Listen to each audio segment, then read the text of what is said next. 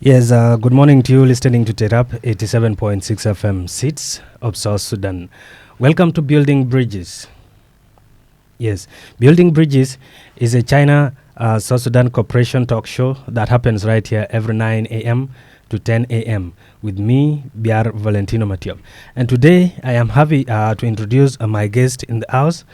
Yes, I have Bulen Daniel, who is the director for school programs, National Curriculum Development Center, the Ministry of General Education and Instruction. I also have Hu Zhongqi, of course, project coordinator, Shanghai Educational Publishing House. They are here. They are here in the house with me. Of course, we will be taking you until 9 a.m. And yes, they will be talking to us about the general partnership of, remarkable educational partnership between China and South Sudan. Of course, China's commitment to education in our nation is evident in numerous projects and initiatives underway. Of course, we are honored to have two distinguished guests with us today to shed light on this inspiring collaboration. First, the representative from the Ministry of Education, that's Bulen Daniel. Mr. Bunel, good morning. Good morning, Mr. Biar. Yeah, thank you for coming and welcome to Terab. Mr. Hu. Yes, Mr. Biar. Morning to you. Welcome to Terab. Thank you. Yes. And well, let us start by you, Bulen, giving us the general overview of what Chinese and South Sudan are doing in collaboration. Okay, thank you, Brother Biar. I'm very grateful to be hosted by Cherab Radio. We have started the cooperation project for education in South Sudan by China Aid. The first phase 1 started in 2017. It ran for 3 years. And now we are implementing the phase 2, which was launched on the 7th of July, 2021. For phase 1, we have components, training of teachers and school managers, plus ICT personnel. We have trained more than 300 teachers and 120 school managers and 30 ICT personnel. And in project 1 also, we have component for the review of 3 subjects. As you know that now we are implementing the new competence-based curriculum, which we have developed, and we start implementing in 2019. But as you know, the curriculum is a process. After every 5 years, you have to revise the curriculum and to improve. This is what we agree with the Chinese in phase 1 to review the 3 subjects for primary: English, mathematics, and science. We have revised the curriculum based on the new curriculum to improve and to adjust if there are some inconsistency or anything. And we have also developed the reviewed curriculum. We developed primary 1 textbooks for learners and teachers guide also accompanying for that textbooks. Move closer to the mic. This is what we did, and we also established ICT Center in Teacher Training Institute in Rambur, with aids to develop the e-learning. And we train, as I mentioned, we train 30 ICT personnel. Training was done in China and also in Rambur. I think we have benefited a lot from the training, because as a part, we also developed the capacity of our curriculum developers for these 3 subjects. English, mathematics, and science. Yeah, this is what we done in phase 1. Okay. Thank you for the general overview. And that is only phase 1. Yes. And there is phase 2, which is ongoing right now. Yeah, phase 2, as I mentioned, we have launched in 7th July 2021, and we started with establishment of Chinese language learning center in Juba Day Secondary School. Up to now is running because the project is for 3 years. And also the other component, we are developing the reviewed curriculum. We are developing the textbooks for the 3 subjects as mentioned. In phase 1, as we said, we develop only primary 1, but now we are completing the other classes from P2, primary 2 to primary 8. We have finished up to primary 6, and we received the printed textbooks. And now we are remaining with primary 7 and primary 8. It is only 3 subjects as I mentioned: science, mathematics, and English. We are printing approximately about 1.7 million textbooks. And these textbooks are going to be distributed to all 10 states plus 3 administrative areas of South Sudan. In this phase also, we are training teachers to use these textbooks: science, English, mathematics.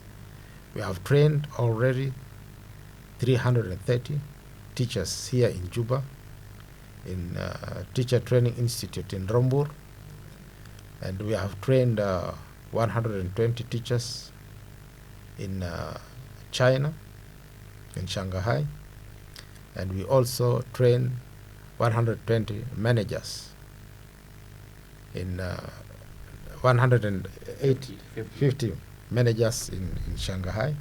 Managers composed of head teachers, school inspectors, even some DGs from the states, directors, supervisors.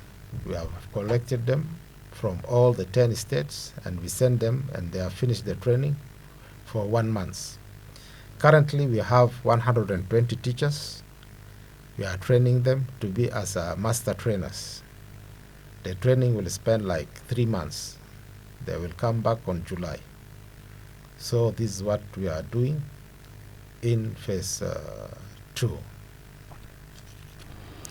Thank you so much, Mr. Bullen. And that is phase 2. Is mainly it's about human resource development. Yes. And can we talk about infrastructure development in the education sector?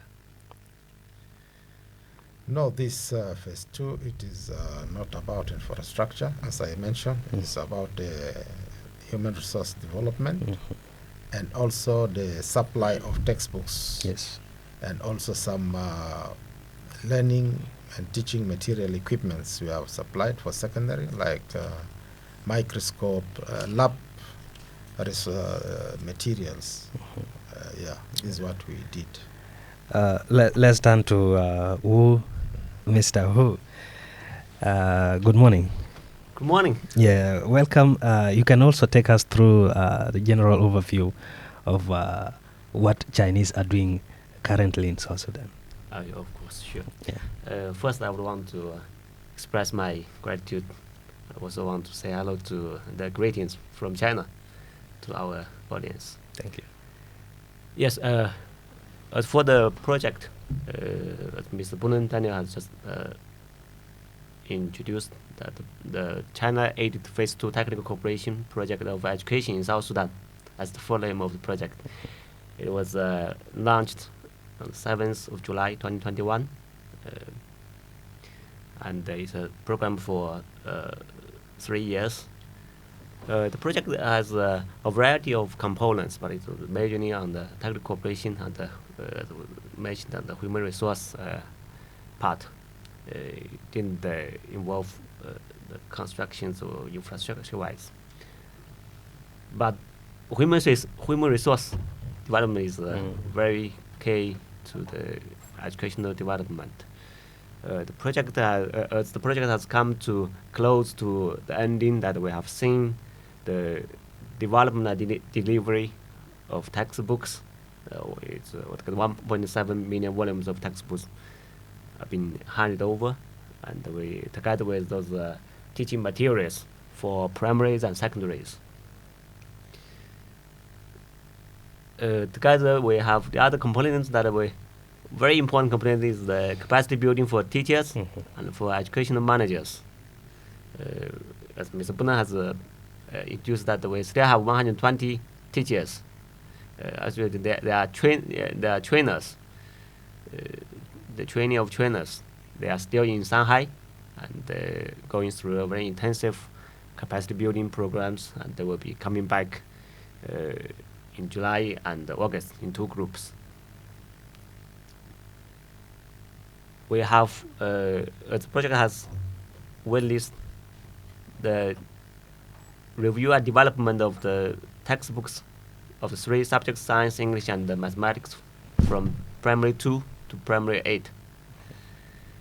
And we have delivered the textbooks. We have gone through this mutual cooperation. It is preparation together with the National Curriculum Development Center of the Ministry of General Education and Instruction of South Sudan. The experts for textbooks, they settled down together from China and from South Sudan, settled down together and did the review and the development to enhance the education materials with full consideration of the teaching practice of South Sudan. In general, I would say that the project is a very good program that has been delivered from phase 1 to phase 2, and it should be most likely that it will be extending to phase 3 and phase 4, because this technical cooperation between the 2 nations should be continuous. And also one component that we have added from phase 1 to we didn't have it in phase 1, but we have added in phase 2, which is the we have a language and culture exchange center, which we call it the Chinese Language Learning Center. It's located in the Juba Day Secondary School. It has been in operation for almost 3 years. Actually, we are coming to the project is coming to end with the program was be. After we have been following the school calendar of South Sudan and to give lectures of Chinese language, and then also we have cultural programs for exchange, the Chinese culture and the South Sudanese culture. They stay together for exchange. After almost the 3 years, we have successfully trained and award the certificates to almost 300 South Sudanese learners. Actually, the people who have showed up to show the interest in the center is a figure more than that. But basically, our program was free to all the South Sudanese. We didn't actually limit our learners from which specific sector, but it's free to all the citizens. But for one reason or other, some learners they show up for a period of time, and then they have issues, they can't come up. But so we couldn't give certificates to all of them, because they have to be qualified in the marking in the examination, be marked, and then they will be given the certificate. So now we will be giving the final certificate, which will be next Friday, and in total is around the 300 certificates that we have awarded. The South Sudanese learners. Yes. Okay. Yeah. And actually we have 2 Chinese language experts. They were here. They're staying in Juba Day Secondary School to stay with those learners and for language learning and for cultural exchange programs. They are still around, they had. Hey, I would say that if there's a there is the opportunity for them to share, there will be a lot of share because Yeah. after 3 years, after the exchange they had with the learners, there must be a lot they can share Of course. for that experience. And who is enrolled in this program at the school? Is it only school students, or do people outside come for learning in Chinese? As I was saying, that is free to all the citizens. So All we have citizens. people, we have the public service people from the ministries. No, I would say people from all sectors that are coming. Students, primary students, secondary students, college students, people who are working in the Chinese companies, people who are working with foreigners, people who wanted to go for further education in China, they are coming. People who wanted to visit China, they are coming. Anybody who shows interest, they are coming. They are qualified. Once they show the interest and they behave very good, because we are under the school, so the school manager will also be assisting to be sure the place is safe and the place is well organized. All right, thank you so much. And can you talk a little bit about the challenges faced during the phase 2 time when you were now implementing the project? About the challenges, also yes, it's been 3 years. Because in the very beginning, we started during the outburst of COVID-19. That was I still remember the first time I came. We were in this full PPE and protecting ourselves with the fear that the COVID-19 will be everywhere. So it was difficult. In 2021, I remember that during that time when we were starting to do the Chinese language learning center, we need to spray the place every day to make sure the people, the learners who are coming to participate in the Chinese language programs, they will be safe. Yeah, we'll be providing them those masks and trying to convince them that those masks. Yeah, it's difficult to wear those masks when you come for class, of course, for cultural exchange. But we try to convince them safety is the most important. Building bridges. South Sudan China Cooperation Talk Show right here on Terap 87.6 FM Seats of South Sudan with me, B.R. Valentino. And with us in the house is Bulen Daniel Parongwa, who is the director of School Programs National Curriculum Development Center in the Ministry of General Education and Instruction.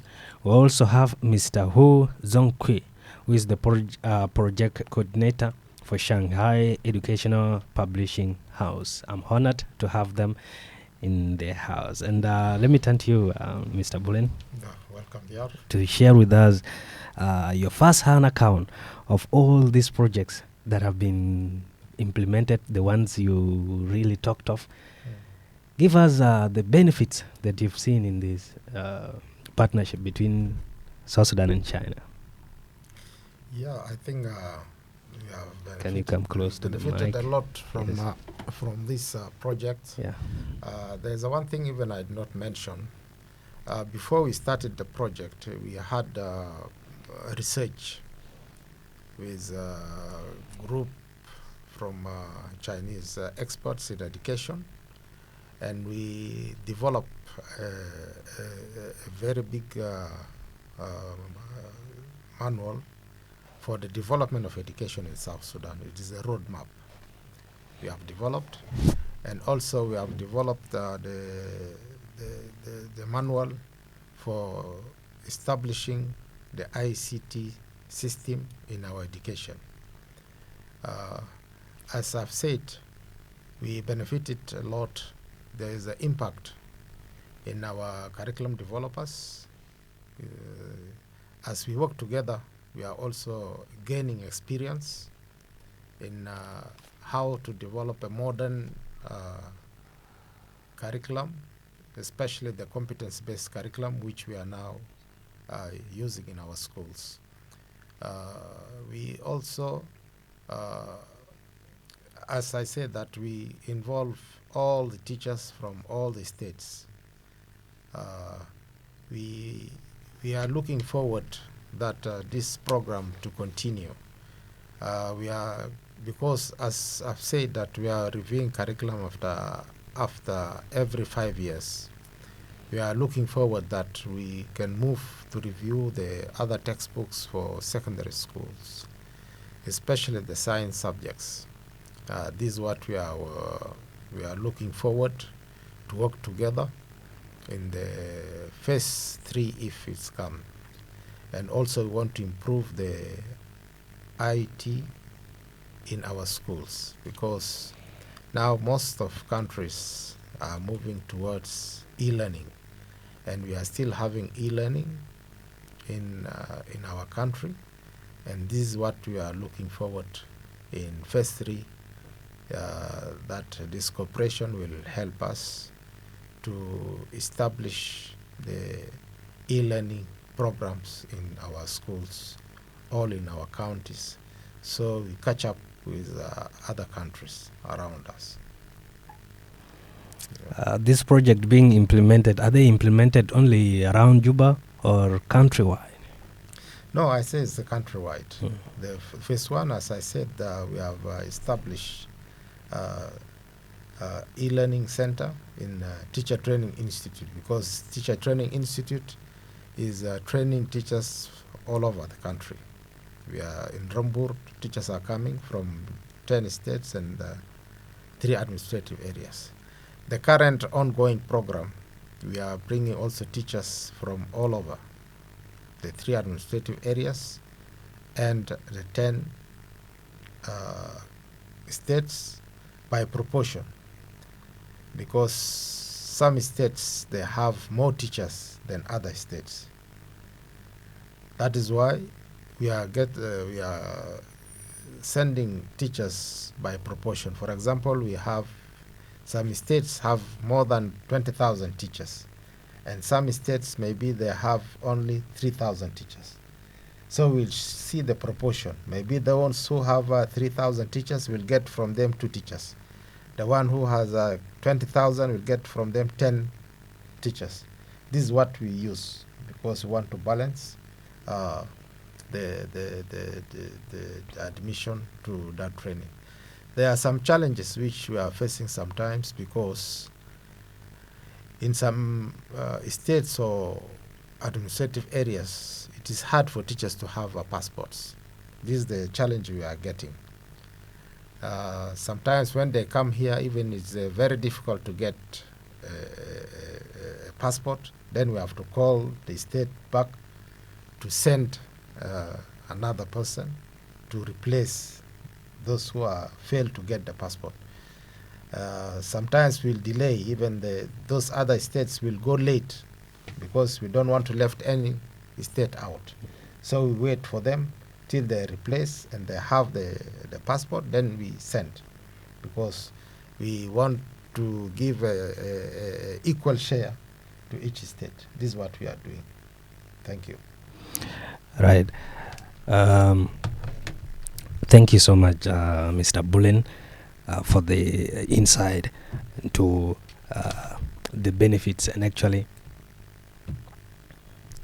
those are the things we know when we cooperate.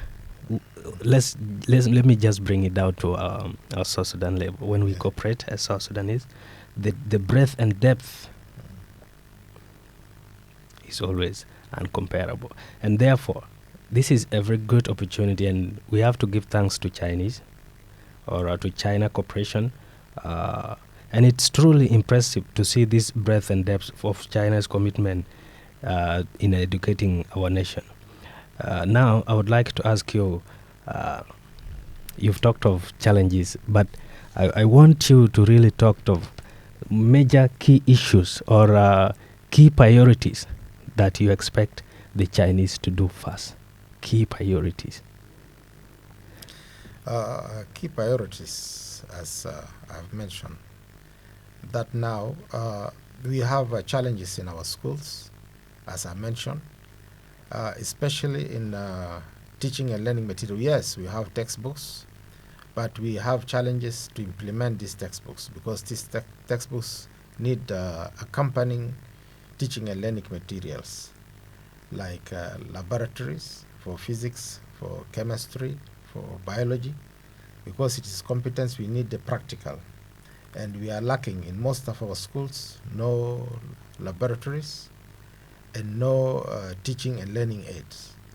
Number two, we also don't have ICT equipments, computers and what, because in our new curriculum, competence curriculum, we need learners to do research through internet to get some information, because we want the learners to do a researcher from the early years. And we don't have this equipment, ICT equipment in the schools, no power in most of our states. This is what we are looking for in phase 2. If at least we will have one center, computer center, our ICT center in each county, well equipped with power, maybe a solar system, maybe 30 computers, where learners can come and do practice or do a research and get information. This is very key. As a ministry, we are looking forward in phase 2 for the Chinese aid to help us with. All right, thank you so much. And let me turn to Mr. Hu. Okay. Yes, what are some of the most successful educational programs or initiatives that you have implemented in South Sudan, and what makes them so effective? About the project, Mm. this I would want to give the appreciation to our colleagues, our partner, the Ministry of General Education and Instruction. The project, yes, it was started between the two governments. The two governments agreed and endorsed the exchange of laws to give birth to the project. And then, as project coordinator, I've been residing in Juba for almost 3 years. I've been working with our colleagues in the Ministry of General Education and Instruction. We have been receiving guidance and supporting from the ministry, Honorable Honor Secretary, the Honorable Ministers, Minister, Deputy Minister, and the Honorable Honor Secretary, and the DGs. It gives me a very good impression that how much the ministry, the government is attaching importance to the development of the general education sector. Yeah. Okay. And well,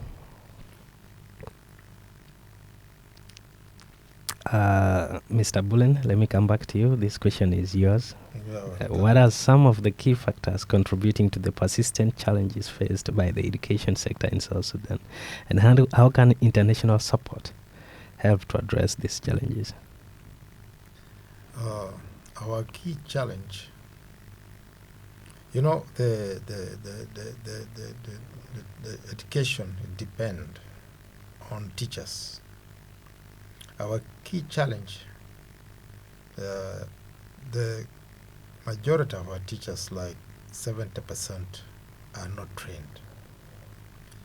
That is why you have seen we have component of the training of teachers in these two projects. The majority of teachers, some of them, they are secondary school leavers and did not attend any professional training in the methodology of teaching. Even some areas will get primary teachers are teaching in schools. This is our main challenge. And now the most of partners and donors, we are expecting them to work in the area of training of our teachers. Yeah. And the second thing, as I mentioned, also that we need the equipment, we need the libraries, we need the laboratories, especially in secondary schools, because you cannot teach science subjects theory. Most of the science subjects supposed to be teach practical. So these are the areas which we are facing as a Minister of General Education. We need support from government and for international partners or donors to help us in these areas. How does the education sector in South Sudan compare to other countries in the region? And what can be learned from success educational programs or initiatives elsewhere? You know, we are a member of IGAD, we are a member of East Africa Community, and we are participating in conferences about education. As you know, we have been affected by the war, the prolonged war. That is why most of our teachers were not trained. We cannot compare ourselves with other countries, but we are trying to catch up with them. As a government committed to raise the standard and the quality of education. We have seen recently the salaries of teachers have been increased because the challenge was that most of our teachers, even the few who are trained, they are lefting the job because of poor salary. But now with improvement of salary, some of them, they are coming back. The other challenge, the most of our teachers who have been trained here in Sudan, they have been studying in Arabic language. And they have a challenge in transforming from language of instruction to teach in English in their classes. This is also a very big challenge, and we are also working very hard to get some funds to give them intensive English course so they can be able to teach in English language. Yeah. All right, thanks. And Mr. Ho, what are some of the key factors contributing to these persistent challenges Mr. Bulen is stressing? And how can international support like China help in addressing these challenges? Yes, the first challenge I got that is for the lab equipment, as I was sharing that one part of our program, the Phase 2 China 8 Technical Cooperation Program, is we have handed over a quantity of teaching materials for primaries and also for secondaries. So this, but of course, in accordance with the quantity will not be enough for the entire South Sudan. So they will need more support, supply of these equipment for the schools. Yeah, they are very important. These teaching materials are very important because they should be accompanying should be accompanying the textbooks for the teaching practice, as it has been designed in the curriculum. And also for the second challenge, I think Mr. Bruno was saying that about the language. The capacity building of teachers is always a very important issue. It's not only that we need to, for teachers, you need to train them. They need to be trained at least on a yearly basis. Either intensive or comprehensive training you need to give them. And for what we are doing now in our program that we have been training, our training is not for 3 days or 5 days, just the orientation. Our training has been at least 1 month, 30 days intensive training. And also the 120 teachers now, they are in Shanghai, they are going through a 90-day training program.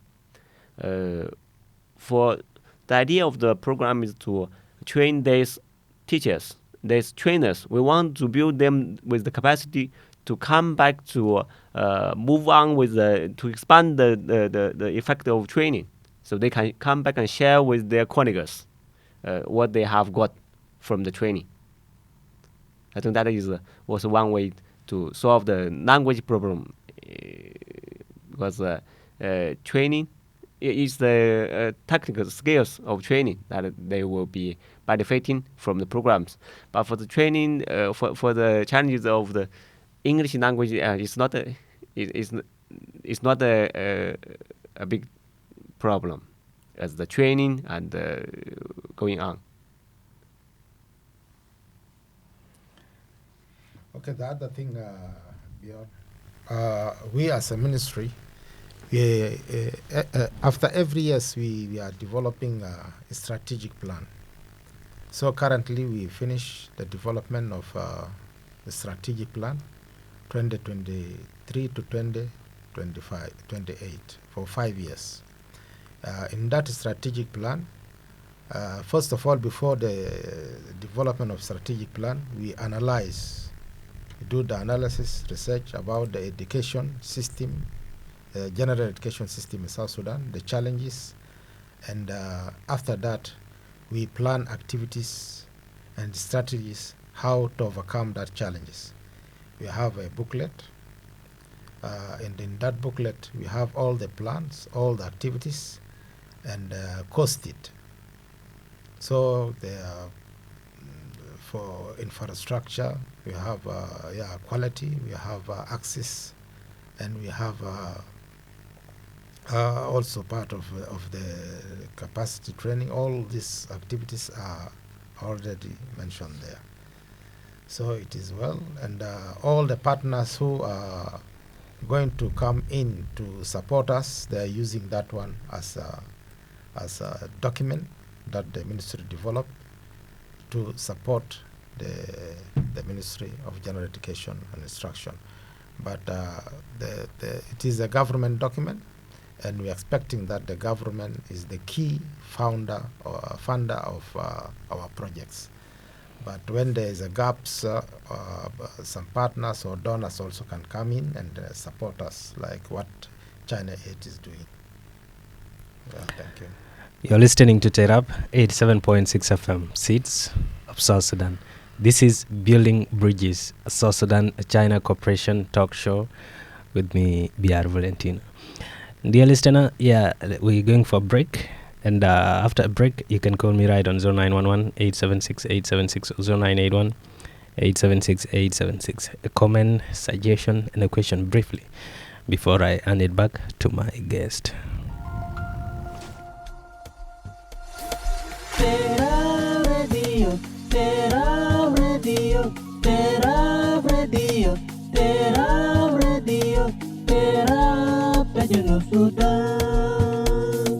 Terab Radio, Terab Radio, Terab Radio, Terab Radio, Terab South Sudan. 87.6 FM, Seeds of South Sudan.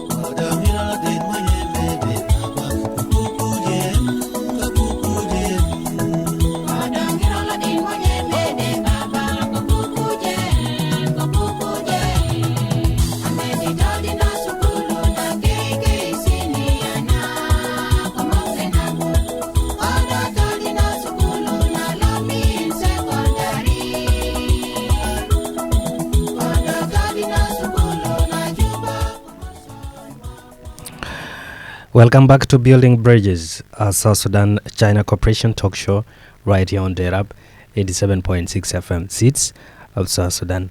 My name is BR Valentin. And with us in the house is Bulen Daniel, who is the Director for School Programs in the National Curriculum Development Center, Ministry of General Education and Instruction. And also Mr. Wu Zhongqi, who is the project coordinator for Shanghai Educational Publishing House. They are right here, of course, sharing with us their insights and overview of the general education. Chinese are implementing in South Sudan. And well, it's time for you to call me right on 0911 876 876 or 0981 876 876. Share with us your question or your comment or a suggestion of what you want South Sudan China cooperation to do in this country. The numbers are open for you.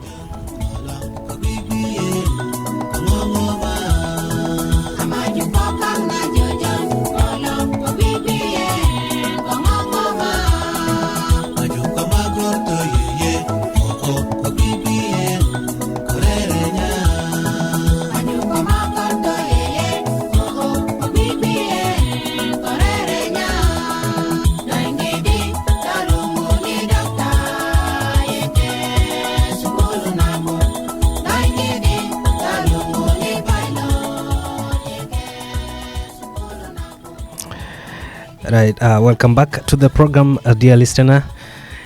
This is Building Bridges, South Sudan China Cooperation Talk Show. And welcome back to you, my guest, as well, from that short break. Now, let's start once again by Mr. Ho. Can you share with us the history and the significance of China's involvement in education, of course, in South Sudan, and what motivated China to support South Sudan? To support education in this country. Thank you, Mr. Beer. Since the development, since the independence of South Sudan, the China, South Sudan, the two nations have built a very deep tie in the development and for moving forward. China, we have gone through a very long history of developing, especially the educational sector is also one part of it. But for now, that China has successfully developed a sophisticated system for education, primary education, and also higher education. We wanted to share the experience we have developed, and also we also been looking at this technical cooperation program is a experience sharing. We share our experience to provide support for the South Sudanese partners, and also we take the merits from the South Sudanese teaching practice to be also taken into consideration. And this is a sharing. It's a sharing. It's not only. It's a giving you. It's a sharing for this experience. The education experts, for them to come together and then exchange their techniques, skills to develop textbook, which is shoot for the South Sudanese learners in the three subjects. And of course, there's cultural difference, cultural diversity. will definitely also assist somehow for the further innovation or development of the Chinese educational theory too. Yeah. And to you, Mr. Bulenda, what do you think we South Sudanese should do to attract more international partners like China in developing not only education but maybe health and other sectors?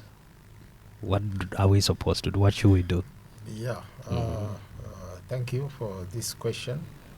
I think for us to develop, to attract more donors or partners to come, first of all, we need stability. If we have solved our internal problems and we are stable, I think more countries can come and support us. But sometimes we have some challenges, maybe some insecurity in some areas. But if we as South Sudanese, we settle our problem and we are all becoming stable and the people can move free from area to area, and we establish a strong government system in all the sectors, I think more partners will come and support us. The capacity building, it is very crucial because we need also to build the capacity of our institutions, not only the teachers, but also the institutions. We need to build the capacity of staff who are managing these institutions, for them to be confident in working, and then the partners will be also confident working with them. I think this is what we as South Sudanese we need to do. The area of capacity building is very, very, very crucial and very important. So if you have to do that, if I think we have managed to do that, we can be able to attract more partners to come and work together. Yeah. We have actually come to the end of our program, so I want you to be giving your final remarks to the listeners. Okay, dear listeners, I thank Terap Radio for hosting us this morning. We as a Minister of General Education and Instruction, our doors are open. So if you have challenges, we know we have many challenges. Textbooks, the shortage of textbooks in schools, even you cannot find them. But there are also some problems. What I want to share, especially for our teachers and our school managers in all over the country, the textbooks when we send to the schools, it need to be reached to the learners, not to be kept in stores or in drawers on the table of the teachers. Let the learners use these textbooks. Give them these textbooks and let them utilize it. Because without the textbooks, you as a teacher you cannot do everything. In the blackboard, then the students always will be just copying. Give them books, let them do activities by themselves, Sure. then you will mark. This is my message. And also I want to thank the Chinese government by providing for us this aid to support us, and we hope that this relation will continue. This relation is not started. I remember when I was still young, I have seen Chinese doctors here in Juba, in Malakal. They were treating us in 1970s. So I think this friendship is going to continue, and the ties will be more stronger. Thank you. Thank you. And to you, Mr. Hu, your final remarks. Thank you, Mr. Beer. I would want to extend this gratitude and appreciation to your team and Tarap Radio. Give us this opportunity to come to share whatever I have been doing, and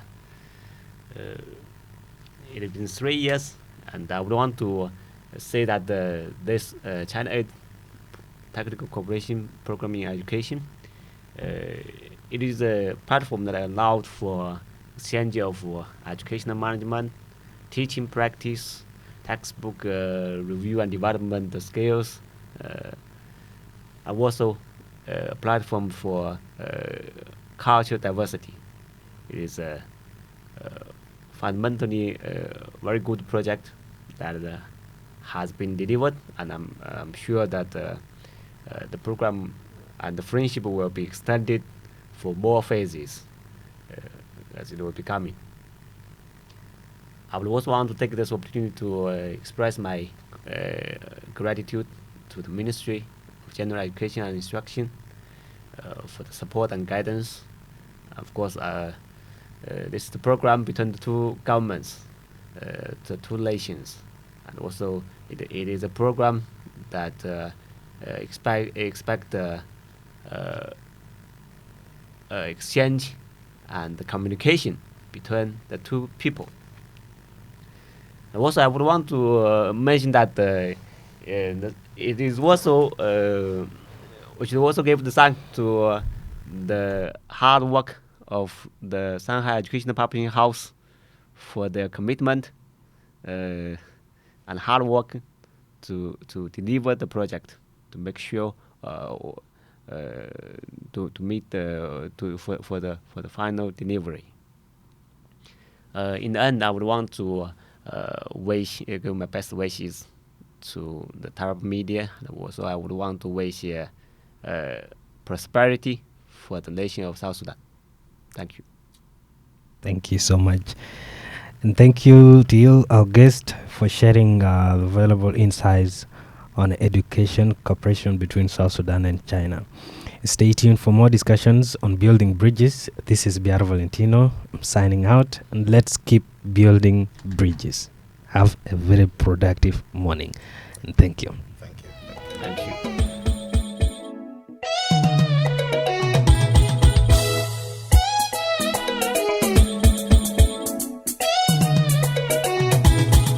One day, so cool,